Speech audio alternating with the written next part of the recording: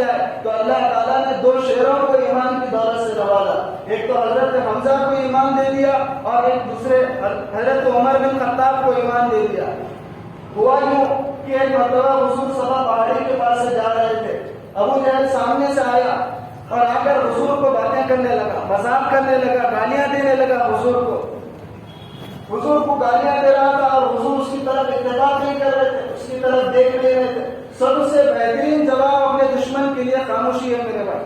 کوئی آدمی آپ کو گالی دے رہا تو خاموش رہ جائے, یہ سب سے بڑا جواب ہے. تو حضور خاموش رہ گئے, اس کی طرف اتفاق نہیں کیا. تو ابو جہل کو بڑا غصہ آیا, نوکیلا پتھر اٹھایا اور اٹھا کر کے حضور کے سر میں دے مارا اور حضور کے سر سے خون کا فوارہ نکلا, خون بہنے لگا. تب بھی حضور نے جواب نہیں دیا. حضور چلے گئے گھر کو اور یہ سارا ماجرا ایک باندی دیکھ رہی تھی, صوبیہ نامی باندی. حضرت حمزہ ڈیلی شکار کو جاتے تھے اور شکار کر کے واپس آتے تھے. تو جب شکار سے واپس آ رہے تھے تو یہ باندی ان کے سامنے کھڑی ہو گئی, حضرت حمزہ کے سامنے کھڑی ہو گئی اور کہنے لگی کہ حمزہ تمہاری طاقت کا کیا فائدہ, تمہارے شکار کرنے کا کیا فائدہ, دیکھو تمہارے بھتیجے کے ساتھ کیسا سلوک ہو رہا. ابو جہل تو ان کو آج اتنی انتہا کر دیا کہ ان کو مار کر کے ان کے سر سے خون نکال دیا.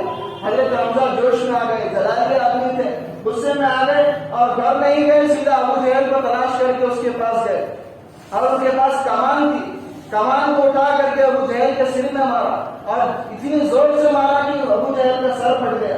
سر پھٹنے کے بعد کہنے لگے کہ کیا تم میرے بھتیجے کو لاوارث سمجھتا ہے, آج کے بعد اگر آنکھ اٹھا کر کے بھی دیکھا تو تیری حالت خراب کر دوں گا, تیری جان لے لوں گا. یہ بات انہوں نے کہی اور یوں کہا, جوش میں تھے.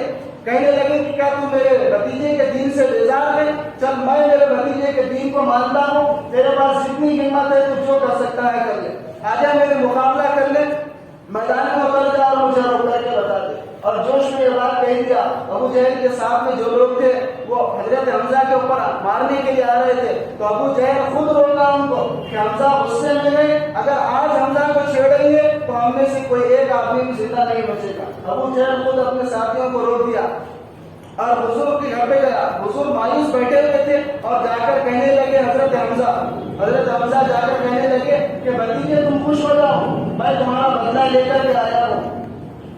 جیسے ابو جہل تمہارے سر پہ مارا تھا اتنی ہی زور سے میں نے اس کے سر پہ مارا ہے اور میں نے تمہارا بدلہ لیا ہے, تم خوش ہو جاؤ. تو حضور کہنے لگے کہ میں ایسی چیزوں سے خوش نہیں ہوتا, اے میرے چچا میں ان چیزوں سے خوش نہیں ہوتا, مجھے کوئی خوشی نہیں ہے.